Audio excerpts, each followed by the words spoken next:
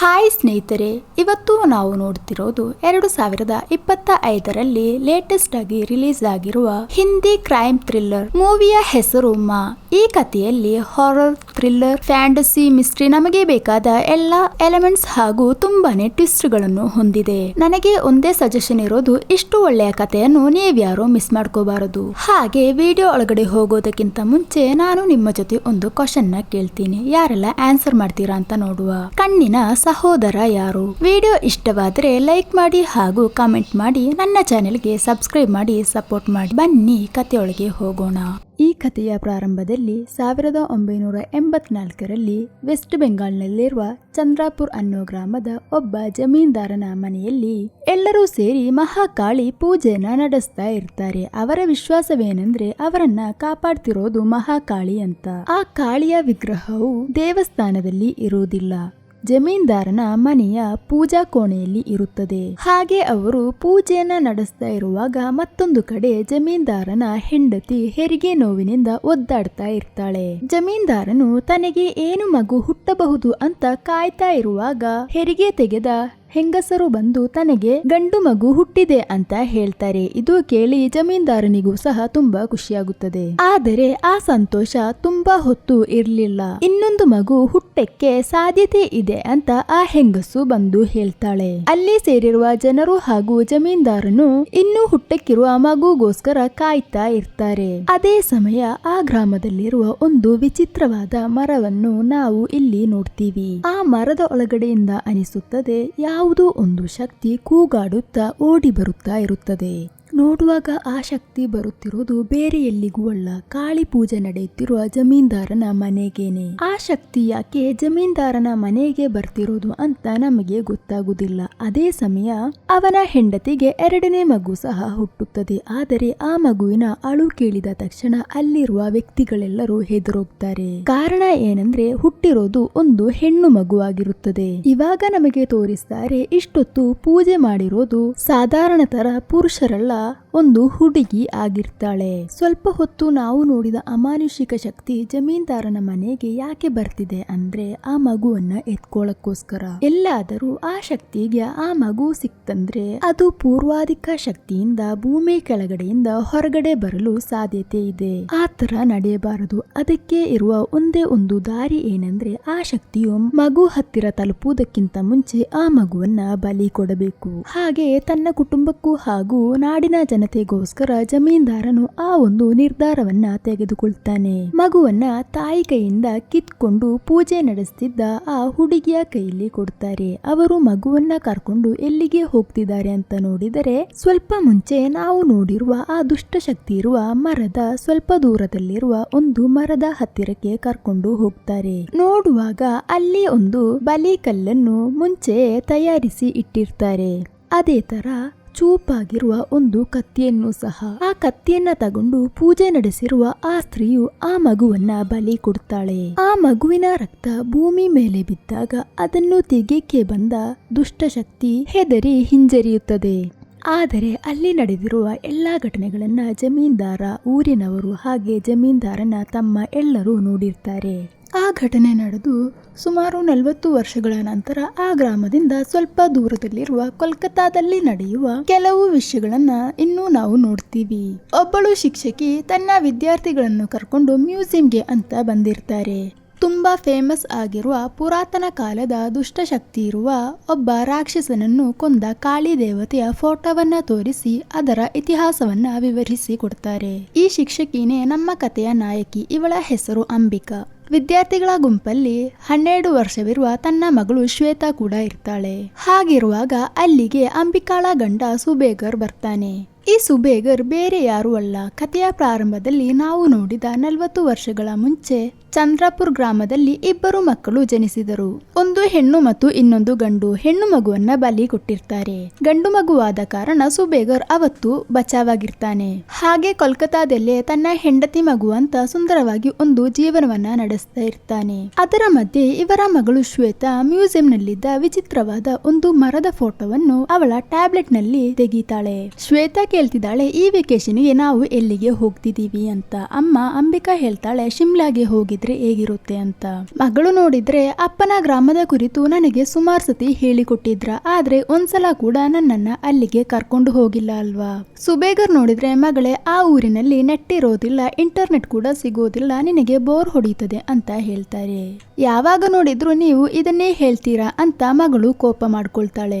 ಅವತ್ತು ರಾತ್ರಿ ಸುಬೇಗರ್ ಅಂಬಿಕಾಳ ಜೊತೆ ನಾವು ಅವಳ ಜೊತೆ ವಿಷಯಗಳನ್ನ ಹೇಳುವ ಅಂತ ಕೇಳ್ತಾನೆ. ಅದು ಬೇಡ, ಅವಳಿಗಿನ್ನು 12 ವರ್ಷನೇ ಆಗಿರೋದಲ್ವಾ. ಅವಾಗ ಸುಬೇಗರ್ಗೆ ಒಂದು ಕಾಲ್ ಬರುತ್ತದೆ. ಅದರ ನಂತರ ಸುಬೇಗರ್ದು ಫೇಸ್ ಒಂಥರ ಡಲ್ ಆಗಿ ಫೀಲ್ ಆಗುತ್ತದೆ. ಏನಾಯ್ತು ಅಂತ ಅಂಬಿಕಾ ಕೇಳಿದಾಗ, ನನ್ನ ಅಪ್ಪ ನನ್ನನ್ನ ಬಿಟ್ಟು ಹೋದರು, ಇವತ್ತು ರಾತ್ರಿ ನಾನು ಆ ಗ್ರಾಮಕ್ಕೆ ಹೋಗ್ಬೇಕು. ಹೋಗೋದಕ್ಕಿಂತ ಮುಂಚೆ ನಿದ್ದೆ ಮಾಡ್ತಿದ್ದ ತನ್ನ ಮಗಳನ್ನು ಒಂದ್ಸಲ ನೋಡಿ ಡಿಸ್ಟರ್ಬ್ ಮಾಡದೆ ಅಲ್ಲಿಂದ ಹೊರಡ್ತಾರೆ. ಮಾರನೇ ದಿನ ಶ್ವೇತಾ ಎದ್ದು ಬಿಟ್ಟು ಅಪ್ಪ ಎಲ್ಲಿ ಅಂತ ಕೇಳಿದಾಗ, ನಿನ್ನೆ ರಾತ್ರಿ ಚಂದ್ರಪುರ್ಗೆ ಹೋದರು ಅಂತ ಹೇಳ್ತಾರೆ. ಅದ್ಯಾಕೆ ನನ್ನನ್ನ ಅಪ್ಪ ಕರೆದಿಲ್ಲ, ನಾನು ಅವ್ರ ಜೊತೆ ಹೋಗ್ತೀನಿ, ಅವರಿಗೆ ತೊಂದರೆ ಆಗುತ್ತೆ ಅಂತ ಹೇಳಿನ. ಅಪ್ಪ ಹುಟ್ಟಿರೋ ಆ ಗ್ರಾಮ ನಾನು ನೋಡೇ ಇಲ್ಲ ಅಲ್ವಾ. ಅಂಬಿಕಾ ಹೇಳ್ತಾಳೆ, ಅಪ್ಪನಿಗೆ ನಿನ್ನನ್ನ ಕರ್ಕೊಂಡು ಹೋಗಕ್ಕೆ ಆಸೆ ಇತ್ತು, ಆದರೆ ಅರ್ಜೆಂಟ್ ಆಗಿ ಹೋಗ್ಬೇಕಾದ ಕಾರಣ. ನೀನು ನಿನ್ನೆ ನಿದ್ದೆ ಮಾಡ್ತಿದ್ದೆ ಅಲ್ವಾ, ನಿನ್ನ ಅಜ್ಜ ತೀರಿ ಹೋದರು. ಶ್ವೇತಾ ನೋಡಿದ್ರೆ, ಏನು ನನ್ನ ಅಜ್ಜನ? ಹಾಗಿದ್ರೆ ಇಷ್ಟು ವರ್ಷ ನನ್ನ ಅಜ್ಜ ಜೀವಂತವಾಗಿಯೇ ಇದ್ದರ? ನೀವಿಬ್ಬರೂ ಸಹ ಇದುವರೆಗೂ ನನ್ನ ಜೊತೆ ಹೇಳೇ ಇಲ್ಲ. ಹಾಗಾದರೆ ಅಜ್ಜನಿಗೂ ಸಹ ಈ ತರ ಒಂದು ಮೊಮ್ಮಗಳು ಇರೋದಾಗಿ ಗೊತ್ತಿರೋದಿಲ್ಲ ಅಲ್ವಾ. ಸುಬೇದರ್ ಆ ಗ್ರಾಮದಲ್ಲಿ ನಡೆಯುವ ಬಲಿಗಳ ಕುರಿತು ಹಾಗೆ ಅಮಾನುಷಿಕ ಶಕ್ತಿಗಳನ್ನು, ತನಗೆ ಒಂದು ಮಗಳಿದ್ದಾಳೆ ಅನ್ನೋ ವಿಷಯವನ್ನು ಸಹ ತನ್ನ ತಂದೆಯಿಂದ ಮುಚ್ಚಿಟ್ಟಿರ್ತಾರೆ. ಭಯದಿಂದ ಕೋಲ್ಕತ್ತಾದಲ್ಲೇ ಹೆಂಡತಿ ಮಗಳು ಅಂತ ಸೆಟಲ್ ಆಗಿರ್ತಾರೆ. ಅದೇ ಸಮಯ ಸುಬೇಗರ್ ಆ ಗ್ರಾಮದಲ್ಲಿ ತನ್ನ ತಂದೆಯ ಅಂತ್ಯ ಸಂಸ್ಕಾರಗಳನ್ನ ನಡೆಸ್ತಾರೆ. ಎಲ್ಲಾ ಸಂಸ್ಕಾರಗಳಿಗೂ ತನಗೆ ಸಹಾಯಕ ಅಂತ ಇದ್ದವರು ಚಿಕ್ಕಪ್ಪನಾದ ದೇವ್. ಹಾಗೆ ಎಲ್ಲ ಮುಗಿದು ಬಿಟ್ಟು ರಾತ್ರಿ ಸುಬೇಗರ್ ಚಿಕ್ಕಪ್ಪನ ಜೊತೆ, ಈ ಮನೆಯನ್ನ ನನಗೆ ಮಾರಿಕೊಡ್ತೀರಾ, ನನಗೆ ಇನ್ನು ಈ ಗ್ರಾಮಕ್ಕೆ ಬರೋದಕ್ಕೆ ಇಷ್ಟವಿಲ್ಲ. ಅಲ್ಲ, ನೀನು ಏನು ಹೇಳ್ತಿದ್ಯಾ, ಇದು ಬರೀ ಒಂದು ಮನೆಯಲ್ಲ, ಇದು ನಿನ್ನ ಕುಟುಂಬದ ಆಸ್ತಿ. ಚಿಕ್ಕಪ್ಪ, ಏನು ಕುಟುಂಬದ ಆಸ್ತಿ, ಈ ಶಾಪ ಹಿಡಿದಿರುವ ಮನೆ ನನಗೆ ಬೇಡ. ಆದರೆ ದೇವ್ ನೋಡಿದ್ರೆ, ನೀನು ಏನು ಹೇಳ್ತಿದ್ಯಾ, ಅದೆಲ್ಲ ಹಳೆ ಕತೆಗಳಲ್ವಾ, ವರ್ಷಗಳು ಎಷ್ಟು ಕಳೆಯಿತು, ಇವಾಗ ಈ ಗ್ರಾಮದಲ್ಲಿ ಅಂತ ತೊಂದರೆಗಳೇನು ಇಲ್ಲ. ನಿನಗೆ ಸಮಾಧಾನದಿಂದ ಈ ಕುಟುಂಬದ ಆಸ್ತಿಯನ್ನ ನೋಡ್ಕೊಂಡು ಹೆಂಡತಿ ಮಗಳು ಅಂತ ಇಲ್ಲಿಯೇ ಇರಬಹುದಲ್ವಾ. ಆದರೆ ಸುಬೇಗರ್ ಶಾಕ್ ಆಗ್ಬಿಟ್ಟು, ನನಗೆ ಮಗಳಲ್ಲ ಮಗನು. ದೇವ್ ಅವರು, ನೀನು ನನ್ನ ಜೊತೆ ಸುಳ್ಳು ಹೇಳ್ಬೇಡ, ನಿನ್ನ ತಂದೆಗೂ ಸಹ ವಿಷಯಗಳೆಲ್ಲ ಗೊತ್ತಿತ್ತು, ಹೆದರ್ಬೇಡ. ಅಪ್ಪ ಹಾಗೂ ನನಗೆ ಬಿಟ್ಟರೆ ಬೇರೆ ಯಾರಿಗೂ ಈ ವಿಷಯ ಗೊತ್ತಿಲ್ಲ. ಅವಾಗ ಸುಬೇಗರ್ಗೆ ಅಂಬಿಕಾಳ ಕಾಲ್ ಬರುತ್ತದೆ. ಏನಾಯ್ತು, ಸಂಸ್ಕಾರಗಳೆಲ್ಲ ಮುಗೀತಾ, ಇವತ್ತು ರಾತ್ರಿ ಬರ್ತಿದ್ದೀರಾ? ಇವತ್ತು ರಾತ್ರಿ ನಾನು ವಾಪಸ್ ಬರ್ತಿದ್ದೀನಿ, ಅದು ಅಲ್ಲದೆ ಈ ಮನೆಯನ್ನ ನಾನು ಮಾರ್ತಿದ್ದೀನಿ. ಹಾಗೆ ಕಾಲ್ ಕಟ್ ಮಾಡಿಬಿಟ್ಟು ಗಾಡಿ ಹತ್ತಿಕ್ಕೆ ನೋಡಿದಾಗ ತನ್ನ ಕಾಲು ಜಾರುತ್ತದೆ. ನೋಡುವಾಗ ಒಂದು ಮರದ ಬೇರಾಗಿರುತ್ತದೆ. ಬೇರೇನೂ ತೊಂದರೆ ಇಲ್ಲದ ಕಾರಣ ಬೇಗನೆ ಗಾಡಿ ಹತ್ತಿಬಿಟ್ಟು ಹೆಂಡತಿ ಮತ್ತು ಮಗಳ ಹತ್ತಿರಕ್ಕೆ ಬರ್ತಾ ಇರ್ತಾರೆ. ಅದೇ ಸಮಯ ಅಂಬಿಕಾಳ ಮಗಳು ಶ್ವೇತಾಳ ರೂಮ್ ನಿಂದ ಟ್ಯಾಬ್ಲೆಟ್ ನಲ್ಲಿ ಏನೋ ವಿಡಿಯೋ ಪ್ಲೇ ಆಗುವ ಸೌಂಡ್ ಕೇಳುತ್ತದೆ. ನೋಡುವಾಗ ಮಗಳು ನಿದ್ದೆ ಮಾಡಿರ್ತಾಳೆ. ಹಾಗೆ ಅದನ್ನ ಆಫ್ ಮಾಡೋಣ ಅಂತ ನೋಡುವಾಗ ಮಗಳು ಬಿಡಿಸಿರುವ ಒಂದು ಚಿತ್ರವನ್ನ ಇವರು ನೋಡ್ತಾರೆ. ನೋಡುವಾಗ ಶ್ವೇತಾ ಆ ಮ್ಯೂಸಿಯಂ ನಿಂದ ತೆಗೆದ ಮರದ ಫೋಟೋನೇ ಆಗಿರುತ್ತದೆ. ಅಲ್ಲ, ಇದು ಸುಬೇಗರ್ನ ಊರಿನಲ್ಲಿರೋ ಮರ ಅಲ್ವಾ, ಇವಳಿಗೆ ಹೇಗೆ ಈ ಮರದ ಕುರಿತು ಗೊತ್ತಾಯ್ತು ಅಂತ ಹೇಳಿ ಅದರ ಫೋಟೋ ತೆಗೆದು ಸುಬೇಗರ್ಗೆ ಕಳಿಸ್ಕೊಡ್ತಾಳೆ. ಅದೇ ಸಮಯ ಸುಬೇಗರ್ ನೋಡಿದ್ರೆ ಕಾರ್ ನಲ್ಲಿ ಕೋಲ್ಕತ್ತಾಗೆ ವಾಪಸ್ ಬರ್ತಾ ಇರ್ತಾನೆ. ಅವಾಗ ಹೆಂಡತಿ ಕಳಿಸಿದ ಆ ಮೆಸೇಜ್ ಅನ್ನ ನೋಡ್ತಾನೆ. ಅದು ನೋಡಿ ಶಾಕ್ ಆಗಿ ಬೇಗನೆ ಅಂಬಿಕಾಳಿಗೆ ಕಾಲ್ ಮಾಡ್ತಾನೆ. ಅಲ್ಲ, ಇದನ್ನ ಹೇಗೆ ಅವಳು ಡ್ರಾಯಿಂಗ್ ಮಾಡಿದ್ಲು ಅಂತ ಕೇಳಿದಾಗ, ಒಂದ್ ಸಮಯ ಮ್ಯೂಸಿಯಂ ನಲ್ಲಿ ಇದೇ ತರ ಒಂದು ಮರವಿತ್ತು, ಅದನ್ನ ನೋಡಿ ಬಿಡಿಸಿರಬಹುದು. ಆದರೆ ಸುಬೇಗರ್ ಆ ಫೋಟೋವನ್ನ ಝೂಮ್ ಮಾಡ್ತಾ ಇರುವಾಗ ಅದರೊಳಗಡೆ ಒಂದು ರೂಪ ಇರೋ ತರ ಅನಿಸುತ್ತದೆ. 2 ಕಣ್ಣುಗಳು ಕಾಣಿಸುತ್ತದೆ. ಸಡನ್ ಆಗಿ ಅಲ್ಲಿ ರೇಂಜ್ ಹೋಗಿ ಕಾಲ್ ಕಟ್ಟಾಗಿ ಹೋಗುತ್ತದೆ. ಅದೇ ಸಮಯ ಆ ರಾಕ್ಷಸ ರೂಪ ಸುಬೇಗರ್ನ ಕಾರ್ ಹಿಂದ್ಗಡೆಯಿಂದ ನೋಡ್ತಾ ಇರುತ್ತದೆ. ಟೆನ್ಷನ್ ಆಗಿ ಒಂದು ಸಿಗರೆಟ್ ಅನ್ನ ತೆಗೆದು ಹತ್ತಿಸ್ತಾನೆ. ಅದೇ ಸಮಯದಲ್ಲಿ ತನ್ನ ಕಾಲಿನ ಕೆಳಗಡೆ ಏನೋ ಇರೋ ತರ ಅವನಿಗೆ ಫೀಲ್ ಆಗುತ್ತದೆ. ನೋಡಿದರೆ ಸ್ವಲ್ಪ ಹೊತ್ತು ಮುಂಚೆ ತನ್ನ ಕಾಲಿಗೆ ಒಂದು ಬೇರು ತಾಗಿತ್ತಲ್ವಾ, ಅದೇ ಬೇರಾಗಿರುತ್ತದೆ. ಅದನ್ನ ತೆಗಿಕೆ ಅಂತ ನೋಡುವಾಗ ಆ ರಾಕ್ಷಸನು ಸುಬೇದರ್ನ ಕೈಯನ್ನ ಬಂಧಿಸುತ್ತದೆ. ಅದಾದ್ಮೇಲೆ ದೇಹದಲ್ಲಿ ಎಲ್ಲ ಸುತ್ತಿಕೊಳ್ಳುತ್ತದೆ. ಉಸಿರಾಡಕ್ಕಾಗದೆ ಸುಬೇದರ್ ಜೋರಾಗಿ ಕಿರ್ಚುತ್ತಿರ್ತಾನೆ. ಆ ಕಾರನ್ನ ಮೊತ್ತದಲ್ಲಿ ಸುತ್ತಿರೋದ್ರಿಂದ ಅದರ ಪೆಟ್ರೋಲ್ ಟ್ಯಾಂಕ್ ಹೊಡೆದು ಹೋಗುತ್ತದೆ. ಸುಬೇದರ್ ಸಿಗರೆಟ್ ಎಳಿತಿದ್ದಲ್ವಾ, ಹಾಗೆ ಕಾರ್ ಕೂಡ ಬ್ಲಾಸ್ಟ್ ಆಗಿ ಹೋಗುತ್ತದೆ. ಈ ಶಕ್ತಿ ಯಾವುದು, ಯಾಕೆ ಸುಬೇಗರ್ ಅವರನ್ನ ಟಾರ್ಗೆಟ್ ಮಾಡ್ತಿದ್ದಾರೆ ಅಂತ ಏನು ನಮಗೆ ಗೊತ್ತಾಗೋದಿಲ್ಲ. ನೆಕ್ಸ್ಟ್ ದಿನ ಪೊಲೀಸ್ ಅವರು ಅಂಬಿಕಾಳ್ ಜೊತೆ ಹೇಳ್ತಾರೆ, ನಿಮ್ಮ ಗಂಡ ಸಿಗರೆಟ್ ಎಳಿತಾ ಇರುವಾಗ ಪೆಟ್ರೋಲ್ ಟ್ಯಾಂಕ್ ಓಪನ್ ಆಗಿರೋದನ್ನ ಗಮನಿಸಿರಲಿಲ್ಲ, ಹಾಗೆ ಕಾರ್ ಬ್ಲಾಸ್ಟ್ ಆಗಿ ಅವರು ತೀರಿ ಹೋದರು ಅಂತ ಹೇಳ್ತಾರೆ. ಹಾಗೆ ಅವರ ಅಂತ್ಯ ಸಂಸ್ಕಾರಗಳೆಲ್ಲವೂ ನಡೆಯುತ್ತದೆ. ಗ್ರಾಮದಲ್ಲಿರುವ ಚಿಕ್ಕಪ್ಪ ದೇವ್ ಕೂಡ ಇದರಲ್ಲೆಲ್ಲ ಪಾಲ್ಗೊಂಡಿರ್ತಾರೆ. ನಿಮಗೆ ಏನು ಹೇಳ್ಬೇಕು ಅಂತ ನನಗೆ ಗೊತ್ತಾಗ್ತಿಲ್ಲ. ನಿಮಗೆ ಯಾವುದೇ ತೊಂದರೆ ಬಂದರೂ ಸಹ ನಾನು ಮತ್ತು ನನ್ನ ಗ್ರಾಮದವರು ಸಹಾಯಕ್ಕಾಗಿ ಇರ್ತೀವಿ ಅಂತ ಹೇಳಿ ದೇವ್ ಕೂಡ ಅಲ್ಲಿಂದ ಹೋಗ್ತಾರೆ. ಶ್ವೇತಾಳಿಗೆ ತನ್ನ ತಂದೆ ಇಲ್ಲದೆ ಅಡ್ಜಸ್ಟ್ ಮಾಡ್ಕೊಳಕ್ಕೇನೆ ಆಗೋದಿಲ್ಲ. ಅದೇ ತರ ನಮ್ ಅಂಬಿಕಾಳಿಗೂ ಸಹ ತನ್ನ ಮಗಳನ್ನ ಅಂಬಿಕಾ ಸಮಾಧಾನ ಪಡಿಸ್ತಾಳೆ. ಹಾಗೆ ಅಂಬಿಕಾ ನಿದ್ದೆಗೆ ಜಾರಿದಾಗ ತನ್ನ ಗಂಡನನ್ನು ಯಾವುದೋ ಆತ್ಮ ಎಳ್ಕೊಂಡು ಹೋಗೋದನ್ನ ಕನಸು ಕಂಡು ಹೆದರಿ ಎಚ್ಚರಗೊಳ್ಳುತ್ತಾಳೆ. ಇವಾಗ ಸುಬೇಗರ್ ಮರಣ ಹೊಂದಿ 3 ತಿಂಗಳು ಕಳೆಯಿತು. ಅವರು ಸಾಂಪತ್ತಿಕವಾಗಿ ಸ್ವಲ್ಪ ಕಷ್ಟದಲ್ಲಿ ಇರ್ತಾರೆ. ಮಗಳು ಶಾಲೆಗೆ ಅಂತ ಹೊರಡುವಾಗ ಚಂದ್ರಾಪುರಿಂದ ಒಂದು ಕಾಲ್ ಬರುತ್ತದೆ. ನೋಡಿದರೆ ಚಿಕ್ಕಪ್ಪ ದೇವ್. ಅಲ್ಲ ಮಗಳೇ, 3 ತಿಂಗಳಾಯ್ತಲ್ವಾ, ಯಾವುದೇ ರೀತಿಯ ಸುದ್ದಿನೇ ಇಲ್ಲ.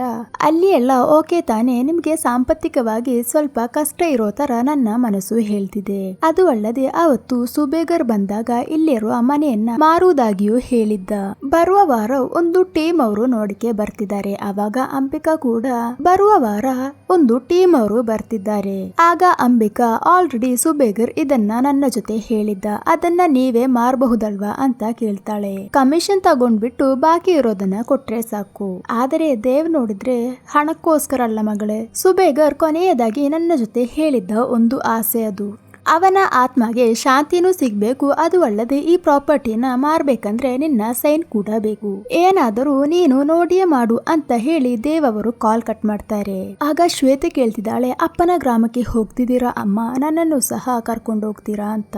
ಇಲ್ಲ ಮಗಳೇ, ನಾನು ಹೋಗಿ 1 ವಾರದೊಳಗಡೆ ಬೇಗನೆ ವಾಪಸ್ ಬರ್ತೀನಿ. ಶ್ವೇತಾ ನೋಡಿದರೆ ನಾನು ಇದುವರೆಗೂ ಅಮ್ಮನನ್ನ ಬಿಟ್ಟು ಇರ್ಲಿಲ್ಲ. ಅದು ಅಲ್ಲ, ಅಪ್ಪ ತುಂಬಾನೇ ಮಿಸ್ ಆಗ್ತಿದ್ದಾರೆ. ಇನ್ನೊಂದ್ಸಲ ಆ ಗ್ರಾಮಕ್ಕೆ ಹೋಗೋದಿಲ್ಲ ಅಲ್ವಾ, ನಾನು ಸಹ ಬರ್ತೀನಿ ಅಮ್ಮ. ಆಗ ತನ್ನ ಗಂಡನ ಜೊತೆ ಇರುವ ಹಳೆಯ ಸಂತೋಷದ ಮೊಮೆಂಟ್ ಗಳನ್ನೆಲ್ಲ ಫ್ಲಾಶ್ ಬ್ಯಾಕ್ ನಲ್ಲಿ ಅಂಬಿಕಾ ನೆನೆಸ್ತಾ ಇರ್ತಾರೆ. ಕೊನೆಗೆ ಶ್ವೇತಾಳ ಆಸೆಯಂತೆ ಆ ಗ್ರಾಮದಲ್ಲಿರುವ ಆ ಬಂಗ್ಲಾವಿಗೆ ಅವರು ಹೋಗ್ತಾರೆ. ಸಡನ್ ಆಗಿ ಅಂಬಿಕಾಳು ಕಿಟಕಿಯಲ್ಲಿ ತನ್ನ ಗಂಡ ನೋಡ್ತಿರೋ ತರ ಕಾಣಿಸ್ತಾಳೆ. ಸಡನ್ ಆಗಿ ಕಾರು ಒಂದು ಚಿಕ್ಕ ಹುಡುಗಿಯನ್ನ ಗುದ್ದಕ್ಕೆ ಅಂತ ಹೋದಾಗ ಶ್ವೇತಾಳು ಅಮ್ಮ ಅಂತ ಕರೀತಾಳೆ. ಈ ಹುಡುಗಿಯ ಹೆಸರು ದೀಪಿಕಾ ಅಂತ. ಸಡನ್ ಆಗಿ ಹೆದರಿ ಹೋದ ಆ ಹುಡುಗಿಯ ತಂದೆ ರಾಜ್ ಹಾಗೂ ಅಮ್ಮ ಅಲ್ಲಿಗೆ ಓಡ್ಕೊಂಡು ಬರ್ತಾರೆ. ಈ ರಾಜ್ ಯಾರಂದ್ರೆ ಕಥೆಯ ಪ್ರಾರಂಭದಲ್ಲಿ ಜಮೀನ್ದಾರನ ಕೆಲಸಗಾರನಾಗಿ ಒಬ್ಬ ಇದ್ನಲ್ವಾ, ಅವರ ಮಗನೇ ಆಗಿರ್ತಾನೆ. ನಮ್ಮ ಶ್ವೇತಾ ಅವಳ ಫೇವ್ರೆಟ್ ಆಗಿರೋ ಒಂದು ಚಾಕ್ಲೇಟ್ ಅನ್ನ ದೀಪಿಕಾಳಿಗೆ ಕೊಟ್ಟು ಅವಳ ಜೊತೆ ಗೆಳೆತನವನ್ನ ಮಾಡ್ಕೊಳ್ತಾಳೆ. ಹಾಗೆ ಅವರು ಆ ಮನೆಯೊಳಗಡೆ ಹೋಗುವಾಗ ಮಗಳು ತುಂಬಾ ಆಶ್ಚರ್ಯದಿಂದ, ಇಷ್ಟು ದೊಡ್ಡ ಬಂಗ್ಲಾವು ನಮ್ಮ ಅಪ್ಪನ ಹೆಸರಿನಲ್ಲಿ ಇತ್ತ? ಆ ಮನೆಯೊಳಗಡೆ ತುಂಬಾ ಭಾಗಗಳಲ್ಲಿ ಕಾಳಿ ದೇವತೆಯ ಫೋಟೋವನ್ನ ಇಟ್ಟಿರ್ತಾರೆ. ಅದೇ ಸಮಯ ಆ ಮನೆಯಲ್ಲಿರುವ ಕಾಳಿ ದೇವತೆಯ ಪೂಜಾ ರೂಮ್ ಅನ್ನು ಯಾಕೆ ಬೀಗ ಹಾಕಿ ಇಟ್ಟಿರೋದು ಅಂತ ರಾಮ್ ಜೊತೆ ಕೇಳಿದಾಗ, ಇಲ್ಲೇ ಒಂದು ಪದ್ಧತಿ ಇದೆ, ನಾವು ಸ್ವಂತವಾಗಿ ಆ ರೂಮ್ ಅನ್ನ ತೆರೆಯಬಾರದು. ಈ ಮನೆಯಲ್ಲಿರುವವರಿಗೆ ಅಥವಾ ಈ ಗ್ರಾಮದಲ್ಲಿರುವ ಯಾರಿಗಾದರೂ ಕಾಳಿ ದೇವತೆಯ ದರ್ಶನವಾಗಬೇಕು. ಹಾಗಿದ್ದರೆ ಮಾತ್ರ ಆ ರೂಮ್ ಅನ್ನ ತೆರೆಯೋದು ಮತ್ತು ಪೂಜೆಯನ್ನ ನಡೆಸ್ತಾರೆ. ಕಳೆದ 40 ವರ್ಷಗಳಾಗಿ ಯಾರಿಗೂ ಸಹ ದರ್ಶನ ಸಿಗ್ಲಿಲ್ಲ. ಆದ್ರಿಂದ ಪೂಜೆ ಕೂಡ ನಡೆಯುತ್ತಿಲ್ಲ. ಇದರ ಅಪಾಯಗಳು ಊರಿನಲ್ಲಿ ನಡೆಯುತ್ತಾ ಇದೆ. ಈ ಕಥೆಗಳನ್ನೆಲ್ಲ ನನಗೆ ನನ್ನ ತಂದೆ ಹೇಳಿಕೊಟ್ಟಿದ್ದು. ನಾನು ಇಲ್ಲಿ ಕೆಲಸಕ್ಕೆ ಸೇರೋದಕ್ಕಿಂತ ಮುಂಚೆ ನನ್ನ ಅಪ್ಪನೇ ಇಲ್ಲಿ ಕೆಲಸ ಮಾಡ್ತಾ ಇದ್ದಿದ್ದು. ಆಗ ನಮ್ಮ ಅಂಬಿಕಾ ಕೇಳ್ತಾಳೆ, ಅಲ್ಲ ರಾಮ್, ನಿಮ್ಮ ತಂದೆಯನ್ನ ಒಂದ್ಸಲ ನೋಡಬಹುದಾ? ಅಂಬಿಕಾ ರಾಮ್ ಅವರ ಅಪ್ಪನ ರೂಮಿಗೆ ಹೋಗಿ ಕಳೆದ 40 ವರ್ಷಗಳಿಂದಾಗಿ ಈ ಕುಟುಂಬದ ಎಲ್ಲಾ ಕಾರ್ಯಗಳಿಗೂ ಒಟ್ಟಿಗೆ ನಿಂತಿದ್ದಕ್ಕೆ ನಿಮಗೆ ಹೇಗೆ ಧನ್ಯವಾದ ಹೇಳ್ಬೇಕು ಅಂತ ನನಗೆ ಗೊತ್ತಾಗ್ತಿಲ್ಲ. ಆದರೆ ಏನೆಲ್ಲ ಹೇಳಿದ್ರು ಸಹ ಅವರು ಸರಿಯಾಗಿ ರೆಸ್ಪಾಂಡ್ ಮಾಡ್ತಾ ಇರ್ಲಿಲ್ಲ. ಅವರಿಗೆ ಸಣ್ಣದಾಗಿ ಏನೋ ಮಾನಸಿಕ ತೊಂದರೆ ಇದೆ ಅನಿಸುತ್ತದೆ. ತನ್ನ ಮೊಮ್ಮಗಳು ಬಂದು ಗೆಳತಿ ಶ್ವೇತಾಳನ್ನ ಪರಿಚಯಿಸಿ ಕೇಳಿದಾಗಲೂ ಸಹ ಅವರು ಹೆದರಿ ಏನಲ್ಲೋ ಹೇಳ್ತಾರೆ. ಹಾಗೆ ಅವರು ಅಂಬಿಕಾ ಮತ್ತು ಶ್ವೇತಾಳಿಗೆ ಫುಡ್ ಅನ್ನೆಲ್ಲ ಸರ್ವ್ ಮಾಡುವಾಗ ಸಡನ್ ಆಗಿ ರಾಮ್ ಅವರ ತಂದೆ ರೂಮಿನಿಂದ ಎದ್ದು ಬಂದ್ಬಿಟ್ಟು, ನೀವು ಯಾಕೆ ಇಲ್ಲಿಗೆ ಬಂದಿದ್ದೀರಾ, ಬೇಗನೆ ಇಲ್ಲಿಂದ ವಾಪಸ್ ಹೋಗಿ, ಇಲ್ಲ ಅಂದ್ರೆ ಶಾಪವನ್ನ ಪಡ್ಕೋತೀರಾ. ಇದು ನೋಡಿ ರಾಮ್ ಹಾಗೂ ಅವನ ಹೆಂಡತಿ ತುಂಬಾನೇ ಶಾಕ್ ಆಗಿ ಅಪ್ಪನನ್ನ ಕರ್ಕೊಂಡು ಹೋಗಿ ರೂಮ್ ಒಳಗಡೆ ಕೂರಿಸ್ತಾರೆ. ಕಾರಣ ಏನಂದ್ರೆ ತುಂಬಾ ವರ್ಷಗಳಾಗಿ ಅಪ್ಪ ಏನನ್ನು ಸಹ ಮಾತಾಡಿರೋದಿಲ್ಲ. ಇದನ್ನು ನೋಡಿ ಹೆದರಿದ ಶ್ವೇತಾಳನ್ನ ಅಂಬಿಕಾ ಸಮಾಧಾನ ಪಡಿಸ್ತಾ ಇರ್ತಾಳೆ. ಈ ಗ್ರಾಮ ಸ್ವಲ್ಪ ವಿಚಿತ್ರ ಅನಿಸ್ತಿದೆ, ಆದ್ದರಿಂದ ನೀನು ನನ್ನ ಜೊತೆ ಹೇಳದೆ ಎಲ್ಲಿಗೂ ಸಹ ಹೋಗ್ಬಾರ್ದು. ಶ್ವೇತಾ ಮಲಗಿದಾಗ ಅವಳ ಟ್ಯಾಬ್ಲೆಟ್ ತಾನಾಗಿಯೇ ಆನ್ ಆಗಿ ಅದರಲ್ಲಿ ಅವಳು ಬಿಡಿಸಿರುವ ಮರದ ಫೋಟೋ ಓಪನ್ ಆಗುತ್ತದೆ. ಸಡನ್ ಆಗಿ ಅವಳು ಮಲಗಿರುವ ಕಿಟಕಿ ಹತ್ತಿರ ದೆವ್ವದ ತರ ಇರುವ 2 ಹುಡುಗಿಯರು ಬಂದು ಏನಲ್ಲೋ ಮಂತ್ರ ಹೇಳ್ತಾ ಇರ್ತಾರೆ. ಆ ಒಂದು ಮನೆಯನ್ನ ಮಾರಿಕೊಡ್ತೀನಿ ಅಂತ ದೇವ್ ಅವರು ಅಂಬಿಕಾಳ್ ಜೊತೆ ಒಪ್ಕೊಂಡಿದ್ರಲ್ವಾ, ಹಾಗೆ ಮಾರನೇ ದಿನ ಒಂದು ಬ್ರೋಕರ್ನ ಕರ್ಕೊಂಡು ಬರ್ತಾರೆ. ಅಂಬಿಕಾ ನೋಡಿದ್ರೆ ಒಳ್ಳೆಯ ಡೀಲ್ ಸಿಕ್ಕಿದ್ರೆ ಬೇಗನೆ ಒಪ್ಕೊಳ್ಳಿ ಅಂತ ಹೇಳಿದಾಗ, ಈ ಊರಿಗೆ ತುಂಬಾ ತೊಂದರೆಗಳು ಇದೆ, ಆದ್ರಿಂದ ನಾವು ಬಯಸುವ ಬೆಲೆ ಸಿಗೋದಿಲ್ಲ ಅಂತ ಬ್ರೋಕರ್ ಹೇಳಕ್ಕೆ ನೋಡುವಾಗ ದೇವ್ ಮಧ್ಯೆ ಸೇರಿಕೊಂಡು, ನೀನು ಏನು ಹೇಳ್ತಿದ್ಯಾ, ಸುಮ್ನೆ ಕಟ್ಟು ಕಥೆಗಳನ್ನ ಹೇಳ್ತಿದ್ಯಾ ಅಂತ ಕೇಳಿದಾಗ, ನಾನು ಹೇಳ್ತಿಲ್ಲ, ಗ್ರಾಮದಲ್ಲಿರೋರು ಇದನ್ನ ಹೇಳ್ತಿದ್ದಾರೆ.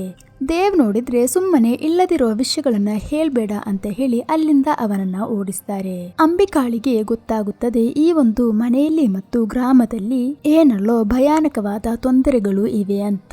ದೀಪಿಕಾ ಮತ್ತು ಶ್ವೇತಾ ಮಾತಾಡ್ತಾ ಇರುವಾಗ ಶ್ವೇತಾಳ ಟ್ಯಾಬ್ ನಲ್ಲಿ ಅವಳು ಬಿಡಿಸಿರುವ ಮರದ ಚಿತ್ರವನ್ನ ದೀಪಿಕಾ ನೋಡ್ತಾಳೆ. ಅಲ್ಲ, ಇದು ನಮ್ಮ ಗ್ರಾಮದಲ್ಲಿರುವ ಮರ ತಾನೆ, ಇದನ್ನ ನೀನು ಹೇಗೆ ಬಿಡಿಸಿದು? ಅದೊಂದು ಶಾಪವಿರುವ ಅಪಾಯಕಾರಿ ಮರ, ಅಲ್ಲಿ ರಾಕ್ಷಸನು ಇದ್ದಾನೆ, ಆದ್ದರಿಂದ ಅಲ್ಲಿಗೆ ಯಾರು ಸಹ ಹೋಗೋದಿಲ್ಲ. ಇದು ಕೇಳಿದ ಶ್ವೇತಾ, ಸುಮ್ಮನೆ ಕಟ್ಟುಕತೆಗಳು, ಇದೆಲ್ಲ ಬರೀ ಸಿನಿಮಾಗಳಲ್ಲಿ ಮಾತ್ರ ನಡೆಯೋದು, ನಾವು ಹೋಗಿ ಆ ಮರವನ್ನ ನೋಡಿ ಬರುವ. ದೀಪಿಕಾ ನೋಡಿದ್ರೆ, ಬೇಡ ಅಕ್ಕ, ಅಲ್ಲಿಗೆ ಹೋಗೋದು, ನಾವು ಸ್ವಲ್ಪ ದೂರದಿಂದನೇ ನೋಡಬಹುದಲ್ವಾ ಅಂತ ಶ್ವೇತಾ ಹೇಳ್ತಾಳೆ. ಅವಾಗ ಅಂಬಿಕಾ ಒಂದು ವಿಷಯವನ್ನ ನೋಡ್ತಾಳೆ, ಏನಂದ್ರೆ ಆ ಗ್ರಾಮದಲ್ಲಿರುವ ಸ್ವಲ್ಪ ವಯಸ್ಸಾದವರು ಹೆದರಿಬಿಟ್ಟು ಏನೋ ವಿಷಯ ಹೇಳಕ್ಕೆ ಅಂತ ದೇವ್ ಹತ್ತಿರ ಬಂದಿರ್ತಾರೆ. ಆದರೆ ದೇವ್ ನೋಡಿದ್ರೆ ಅವರೆಲ್ಲರನ್ನು ಓಡಿಸ್ತಾರೆ. ಅದೇ ಸಮಯ ಆ 2 ಹುಡುಗಿಯರು ತುಂಬಾ ದೂರದಲ್ಲಿರುವ ಮರವನ್ನ ನೋಡಕ್ಕೆ ಅಂತ ಹೋಗ್ತಾರೆ. ಆದರೆ ಮರ ನೋಡಿದ ತಕ್ಷಣ ದೀಪಿಕಾ ಹೆದರಿಬಿಟ್ಟು, ಇನ್ನು ಬೇಡ ಅಕ್ಕ, ಇಲ್ಲ ಅಂದ್ರೆ ನೀವು ಬೇಕಾದ್ರೆ ಹೋಗಿ ನೋಡಿ ಅಂತ ಹೇಳ್ತಾಳೆ. ಶ್ವೇತಾ ಸಹ ಧೈರ್ಯದಿಂದ ಆ ಮರದ ಹತ್ತಿರಕ್ಕೆ ಹೋಗುವಾಗ ಅವಳಿಗೆ ಏನೋ ಒಂಥರ ಫೀಲ್ ಆಗುತ್ತದೆ. ಆ ಮರದ ಕೊಂಬೆಗಳಲ್ಲಿ ಅವಳು ಕೈ ಹಿಡಿಯುವಾಗ ಸಡನ್ ಆಗಿ ಬಂದು ಯಾರೋ ಅವಳ ಕೈಯನ್ನ ಹಿಡಿತಾರೆ. ನೋಡುವಷ್ಟರಲ್ಲಿ ಅದು ಅವಳ ಅಮ್ಮ ಅಂಬಿಕಾನೇ ಆಗಿರ್ತಾಳೆ. ನಿನ್ನ ಜೊತೆ ಯಾರು ಇಲ್ಲಿಗೆ ಬರಕ್ಕೆ ಹೇಳಿದ್ದು? ಅಲ್ಲ ಅಮ್ಮ, ನಾವು ಮರ ನೋಡಿ ಹೋಗುವ ಅಂತ ಬಂದಿದ್ದು. ಹಾಗೆ ಅವರನ್ನ ಅಲ್ಲಿಂದ ಕರ್ಕೊಂಡು ಹೋಗಕ್ಕೆ ನೋಡುವಾಗ ಆ ಹಳೆಯ ಬಿಲ್ಡಿಂಗ್ ನ ಹಲವು ಭಾಗಗಳಿಂದಾಗಿ ಯಾರಲ್ಲೋ ಅವಳನ್ನ ಗುರಾಯಿಸಿ ನೋಡೋದನ್ನ ಅವಳು ನೋಡ್ತಾಳೆ. ಅವಾಗ ದೀಪಿಕಾಳ ಅಮ್ಮ ನಂದಿನಿ ಅಲ್ಲಿಗೆ ಓಡ್ಕೊಂಡು ಬಂದು ಅವಳನ್ನ ಸರಿಯಾಗಿ ಹೊಡೆದು ಬಿಟ್ಟು, ನಿನ್ನನ್ನ ಯಾರು ಇಲ್ಲಿಗೆ ಬರಕ್ಕೆ ಹೇಳಿದು? ಹಾಗೆ ಅವಳನ್ನ ಎಳ್ಕೊಂಡು ಹೋಗಕ್ಕೆ ನೋಡುವಾಗ ದೀಪಿಕಾ ಹೇಳ್ತಿದ್ದಾಳೆ, ಅಮ್ಮ ನನಗೆ ಹೊಟ್ಟೆ ನೋವಾಗ್ತಿದೆ, ನಿನ್ನ ನಾಟಕವನ್ನೆಲ್ಲ ಕೈಯಲ್ಲಿ ಇಟ್ಕೋ. ಅವಾಗ ಅಂಬಿಕಾ ಹೇಳ್ತಾಳೆ, ಅವಳು ಸುಳ್ಳು ಹೇಳ್ತಿಲ್ಲ, ದೀಪಿಕಾ ಇವಾಗ ದೊಡ್ಡವಳಾಗಿದ್ದಾಳೆ. ಇದು ಕೇಳಿದಾಗ ನಂದಿನಿ ತುಂಬಾನೇ ಹೆದರ್ತಾಳೆ. ಇದು ನೋಡಿದ ಶ್ವೇತಾ, ದೀಪಿಕಾಳಿಗೆ ಪೀರಿಯಡ್ಸ್ ಆಗಿರೋದಲ್ವಮ್ಮ, ಇದು ನೋಡಿ ಅವಳ ಅಮ್ಮ ಯಾಕೆ ಇಷ್ಟೊಂದು ಹೆದರ್ತಿದ್ದಾರೆ? ಅದಲ್ಲಮ್ಮ, ನನಗೆ ಯಾವಾಗ ಮುಟ್ಟಾಗುತ್ತದೆ ಅಂತ ಕೇಳಿದಾಗ, ನಿನಗೆ ಇವಾಗ 12 ವರ್ಷ ತಾನೇ ಆಗಿರೋದು, ಅದು ಯಾವಾಗ ಆಗುತ್ತೆ ಅಂತಲ್ಲ ನಮಗೆ ಹೇಳಕ್ಕೆ ಆಗೋದಿಲ್ಲ. ಅದೇ ಸಮಯ ದೀಪಿಕಾಳನ್ನ ಅವಳ ತಾಯಿ ಒಂದು ರೂಮ್ ನಲ್ಲಿ ಒಬ್ಬಳೇ ಮಲಗಿಸಿಬಿಟ್ಟು ಏನಲ್ಲೋ ಕರ್ಮಗಳನ್ನ ಮಾಡ್ತಾರೆ. ರೂಮ್ ಅನ್ನ ಹೊರಗಡೆಯಿಂದ ಲಾಕ್ ಮಾಡಿಬಿಟ್ಟು ಅಮ್ಮ ಹೋದಾಗ ಅವಳು ನಿದ್ದೆ ಮಾಡ್ತಾಳೆ. ನಿದ್ದೆ ಮಾಡ್ತಾ ಇರುವಾಗ ಮುಚ್ಚಿದ್ದ ಆ ರೂಮ್ ನ ಕಿಟಕಿಗಳನ್ನು ಓಪನ್ ಮಾಡಿ ಒಂದು ದೊಡ್ಡ ರಾಕ್ಷಸ ಶಕ್ತಿ ಒಳಗಡೆ ಬರುತ್ತದೆ. ಇದು ನೋಡಿ ದೀಪಿಕಾ ತುಂಬಾನೇ ಹೆದರಿ ಕಿರ್ಚ್ತಾಳೆ. ಅವಾಗ ಆ ರೂಮ್ ಒಳಗಡೆ ಎಲ್ಲ ಮರದ ಬೇರುಗಳು ತುಂಬಿಕೊಳ್ಳುತ್ತದೆ. ನಂತರ ಅವಳನ್ನ ಎಳ್ಕೊಂಡು ಎಲ್ಲಿಗೋ ಕರ್ಕೊಂಡು ಹೋಗುತ್ತದೆ. ಏನೋ ಶಬ್ದ ಕೇಳಿ ನಂದಿನಿ ಅಲ್ಲಿಗೆ ಓಡಿ ಬರುವಾಗ ರೂಮ್ ಒಳಗಡೆ ತನ್ನ ಮಗಳನ್ನ ಕಾಣಿಸೋದಿಲ್ಲ. ಮುಚ್ಚಿದ್ದ ಕಿಟಕಿಗಳು ಸಹ ತೆರೆದಿರುತ್ತದೆ. ಇದು ನೋಡಿ ನಂದಿನಿ ಹಾಗೂ ರಾಮ್ ಅವರು ಅಳುತ್ತಿರುವಾಗ ಅಂಬಿಕಾ ಕೇಳ್ತಾಳೆ, ನೀವು ಯಾಕೆ ಅಳ್ತಿದ್ದೀರಾ? ಅವಳು ಇಲ್ಲೇ ಎಲ್ಲಾದರೂ ಇರ್ತಾಳೆ. ಇನ್ನು ಇನ್ನು ನೋಡಿಬಿಟ್ಟು ಪ್ರಯೋಜನವಿಲ್ಲ, ಅವಳನ್ನು ಅದು ಕರ್ಕೊಂಡು ಹೋಯ್ತು. ಅವಾಗ ಶ್ವೇತಾಳನ್ನ ನೋಡಿ ನಂದಿನಿ ಕಿರ್ಚಿ ಹೇಳ್ತಾಳೆ, ಇವಳೇ ನನ್ನ ಮಗಳನ್ನ ಅಲ್ಲಿಗೆ ಕರ್ಕೊಂಡು ಹೋಗಿರೋದು. ಇಲ್ಲಿಯವರೆಗೂ ಯಾರು ಅಲ್ಲಿಗೆ ಹೋಗ್ತಿರಲಿಲ್ಲ, ನೀವು ಶಾಪ ತರಕ್ಕೋಸ್ಕರನ ಇಲ್ಲಿಗೆ ಬಂದಿರೋದು. ಅಂಬಿಕಾ ನೋಡಿದ್ರೆ ರಾಮ್ ಜೊತೆ ನಿಮ್ಮ ಹೆಂಡತಿ ಏನೋ ಟೆನ್ಷನ್ ನಲ್ಲಿ ಹೇಳ್ತಿದ್ದಾಳೆ, ಅವಳನ್ನ ಕರ್ಕೊಂಡು ಹೋಗಿ. ಹಾಗೆ ಅವರು ಪೊಲೀಸ್ ಅವರನ್ನ ಕರೀತಾರೆ. ಅಲ್ಲಿಗೆ ಹೊಸದಾಗಿ ಬಂದಿರುವ ಇನ್ಸ್ಪೆಕ್ಟರ್ ಬರ್ತಾರೆ. 1 ಗಂಟೆಯಾಗಿ ಇವರ ಮಗಳನ್ನ ಕಾಣಿಸ್ತಾ ಇಲ್ಲ. ಇನ್ಸ್ಪೆಕ್ಟರ್ಗೂ ಸಹ ಆ ಗ್ರಾಮದ ಕತೆಗಳಲ್ಲಿ ವಿಶ್ವಾಸವಿರೋದಿಲ್ಲ. ಹಾಗೆ ರೂಮ್ ಅನ್ನ ಚೆಕ್ ಮಾಡಿ ನೋಡಿದಾಗ ಒಂದು ವಿಷಯ ಗೊತ್ತಾಗುತ್ತದೆ. ಅಂದರೆ ಆ ಹುಡುಗಿಯನ್ನ ಕಿಟಕಿ ಮೂಲಕ ಯಾರೋ ಕರ್ಕೊಂಡು ಹೋಗಿದ್ದೆ, ಆದರೆ ಕಾಲಿನ ಗುರುತು ಆಗದಿರೋಕೆ ತುಂಬಾನೇ ಎಚ್ಚರ ವಹಿಸಿದ್ದಾರೆ. ಅವಾಗ ರಾಮ್ ಮತ್ತು ಊರಿನವರು ಹೇಳ್ತಾರೆ, ಆ ರಾಕ್ಷಸ ಶಕ್ತಿಯ ಹೆಜ್ಜೆ ಗುರುತುಗಳು ನೆಲದಲ್ಲಿ ಕಾಣುವುದಿಲ್ಲ. ಈ ಗ್ರಾಮದಲ್ಲಿ ನನ್ನ ಮಗಳು ದೀಪಿಕಾ ಮಾತ್ರವಲ್ಲ ಕಾಣೆಯಾಗುತ್ತಿರೋದು, ಇದಕ್ಕಿಂತ ಮುಂಚೆ ತುಂಬಾ ಹೆಣ್ಣು ಮಕ್ಕಳು ಕಾಣೆಯಾಗಿದ್ದಾರೆ. ಈ ಗ್ರಾಮದಲ್ಲಿ ಯಾವ ಹೆಣ್ಣು ಮಕ್ಕಳು ಋತುಮತಿಯಾಗುತ್ತಾಳೋ ಆ ರಾತ್ರಿಯೇ ಅವಳು ಕಾಣೆಯಾಗ್ತಾಳೆ. ಇದು ಕೇಳಿ ಅಂಬಿಕಾ ಶಾಕ್ ಆಗಿ ದೇವ್ ಜೊತೆ ಇದು ನಿಜಾನ ಅಂತ ಕೇಳ್ತಾಳೆ. ನಿಮಗೆ ಇದು ಗೊತ್ತಿತ್ತಾ, ಯಾವಾಗ್ಲಿಂದ ಈ ತರ ಸಂಭವಿಸ್ತಿದೆ? ಅವಾಗ ದೇವ್ ಕೂಡ 3-4 ತಿಂಗಳಿಂದ ಈ ತರ ನಡೆಯುತ್ತಿದೆ. ಅವಾಗ ಇನ್ಸ್ಪೆಕ್ಟರ್ ಮತ್ತೆ ಸ್ಟೇಷನ್ ಅಲ್ಲಿ ಇದುವರೆಗೂ ಒಂದು ಕೇಸನ್ನು ಕೂಡ ಕೊಟ್ಟಿಲ್ಲ ಅಲ್ವಾ? ದೇವ್ ಹೇಳ್ತಾನೆ, ಹೆಣ್ಣು ಮಕ್ಕಳು ಕಾಣೆಯಾದರೆ 3-4 ದಿನಗಳ ನಂತರ ಏನು ನಡೆಯದ ತರ ಅವರು ವಾಪಸ್ ಮನೆಗೆ ಬರ್ತಾರೆ. ಆದರೆ ಗ್ರಾಮದ ಜನರು ಅವರಿಗೆಲ್ಲ ಏನು ಸಂಭವಿಸದೆ ವಾಪಸ್ ಬರ್ತಿರೋದು ಅಂತ ನಿಮ್ಮ ಜೊತೆ ಯಾರು ಹೇಳಿದು? ಆ ಮಕ್ಕಳ ಸ್ವಭಾವದಲ್ಲಿ ಏನೊಂಥರ ವಿಚಿತ್ರವಾದ ಚೇಂಜಸ್ ಇರುತ್ತದೆ. ಹಾಗೆ ಅಂಬಿಕಾಳ ಮಗಳು ಶ್ವೇತಾಳನ್ನ ಇವರು ಹೇಳುವಾಗ, ಕಾಣೆಯಾಗಿರುವ ದೀಪಿಕಾ ಅವಳು ನನಗೂ ಸಹ ಒಂದು ಮಗಳಾಗಿದ್ದಳು. ನೀವು ಹೇಳ್ತಿರೋದು ದೀಪಿಕಾಳನ್ನ ಆ ಕಾಡಿಗೆ ಆ ಶಕ್ತಿ ಕರ್ಕೊಂಡು ಹೋಗಿದೆ ಅಂತ ತಾನೆ? ನಂದಿನಿ, ನಿನ್ನ ಮಗಳಿಗೋಸ್ಕರ ನೀನು ನನ್ನ ಜೊತೆ ಬರೋದಿಲ್ವಾ? ನಾವು ಹೋಗಿ ಅವಳನ್ನ ಕರ್ಕೊಂಡು ಬರ್ತೀವಿ. ಆದರೆ ಇದು ಕೇಳಿದಾಗ ದೇವ್ ಅವರು ಅದು ಬೇಡ, ಯಾಕಂದ್ರೆ ಇದೇ ತರ ಸ್ವಲ್ಪ ದಿನಗಳ ಮುಂಚೆ ಒಂದು ಹುಡುಗಿ ಕಾಣೆಯಾಗಿ ಅವಳನ್ನ ಹುಡುಕಿಕೊಂಡ ಹೋದ ಅಣ್ಣ. ಕೆಲವು ದಿನಗಳ ನಂತರ ಆ ಹುಡುಗಿ ಮರಳಿ ಬಂದರು, ಆದರೆ ಅಣ್ಣನು ಮೃತದೇಹವಾಗಿನೇ ಬಂದಿರೋದು. ಆದರೆ ಅಂಬಿಕಾ ಮತ್ತು ಇನ್ಸ್ಪೆಕ್ಟರ್ ಅವರು ಆ ಕಾಡಿಗೆ ಹೋಗಿ ಹುಡುಕಕ್ಕೆ ಅಂತಾನೆ ತೀರ್ಮಾನಿಸಿ ಇರ್ತಾರೆ. ಅವಾಗ ದೇವ್ ಫಾರೆಸ್ಟ್ ಡಿಪಾರ್ಟ್ಮೆಂಟ್ ಅವರನ್ನ ಕರಿಬೇಕಾ ಸರ್? ನಿಮಗೆ ಭಯ ಇದ್ರೆ ನೀವು ಬರೋದು ಬೇಡ, ಇದು ಪೊಲೀಸ್ ಅವರ ಕೆಲಸ ತಾನೇ, ನಾನು ನೋಡ್ಕೋತೀನಿ. ಹಾಗೆ ಅವರಿಬ್ಬರು ಆ ಕಾಡೊಳಗಡೆ ಹೋಗಿ ದೀಪಿಕಾ ಅಂತ ಕರೆದು ನೋಡ್ತಾರೆ. ಸಡನ್ ಆಗಿ ಅಂಬಿಕಾ ಮಾತ್ರ ದೀಪಿಕಾಳನ್ನ ಕಾಣುತ್ತಾಳೆ. ಅವಳ ಹತ್ತಿರ ಹೋಗೋಕೆ ನೋಡುವಷ್ಟರಲ್ಲಿ ಅವಳು ಅಲ್ಲಿಂದ ಮಾಯವಾಗ್ತಾಳೆ. ಅವಳ ಹಿಂದ್ಗಡೆ ಅಂಬಿಕಾ ಹೋಗುವಾಗ ದೀಪಿಕಾ ಕಿರ್ಚಿ ಅಳೋ ತರ ನಮ್ ಅಂಬಿಕಾಳಿಗೆ ಕೇಳಿಸುತ್ತದೆ. ಕೊನೆಗೆ ಅವಳು ಒಂದು ಮರದ ಹತ್ತಿರ ಹೋಗೋ ತರ ಕಾಣಿಸುತ್ತದೆ. ಹಾಗೆ ಆ ಮರದ ಹತ್ತಿರ ಹೋಗಿ ನೋಡಿದಾಗ ಅದರ ಒಳಗಡೆಯಿಂದ ತುಂಬಾ ಮಕ್ಕಳು ಅಳೋ ತರ ಸೌಂಡ್ ಕೇಳಿಸ್ತಾ ಇರುತ್ತದೆ. ಅಂಬಿಕಾ ಅವರು ಒಂದು ತಾಯಿ ಅಲ್ವಾ, ಅವರು ಒಳಗಡೆ ಹೋಗಕ್ಕೆ ನೋಡುವಾಗ ಆಪೋಸಿಟ್ ಸೈಡ್ ಇಂದ ಇನ್ಸ್ಪೆಕ್ಟರ್ ಬರ್ತಾರೆ. ಅಂಬಿಕಾ ನೋಡಿದ್ರೆ, ನೀವು ಚಿಕ್ಕ ಮಕ್ಕಳು ಅಳುವ ಸೌಂಡ್ ಅನ್ನ ಕೇಳಿದೀರಾ? ತುಂಬಾ ರಾತ್ರಿ ಆದ ಕಾರಣ ನಮಗೆ ಆ ತರ ಎಲ್ಲ ಅನಿಸ್ತಿದೆ. ಹೇಗಿದ್ದರೂ ಇವತ್ತು ನಾವು ವಾಪಸ್ ಹೋಗುವ ಅಂತ ಹೇಳಿ ಅವರು ಅಲ್ಲಿಂದ ಮರಳಿ ಹೋಗ್ತಾರೆ. ಕಥೆಯ ಕೊನೆ ಭಾಗವನ್ನು ಇನ್ನೊಂದು ಪಾರ್ಟ್ನಲ್ಲಿ ಅಪ್ಲೋಡ್ ಮಾಡಿದ್ದೀನಿ. ಇಲ್ಲಿಯವರೆಗೂ ನನ್ನ ಕತೆ ಇಷ್ಟವಾದ ಸ್ನೇಹಿತರು ಈ ವಿಡಿಯೋಗೆ ಒಂದು ಲೈಕ್ ಮಾಡಿ, ಸಬ್ಸ್ಕ್ರೈಬ್ ಮಾಡಿ ಹಾಗೂ ಸ್ನೇಹಿತರಿಗೆ ಶೇರ್ ಮಾಡಿ. ಆ ವಿಡಿಯೋದ ಲಿಂಕ್ ಕಮೆಂಟ್ ಬಾಕ್ಸ್ ಹಾಗೂ ಡಿಸ್ಕ್ರಿಪ್ಷನ್ ಅಲ್ಲಿ ಕೊಟ್ಟಿರ್ತೀನಿ, ಇವಾಗಲೇ ಹೋಗಿ ನೋಡಿ.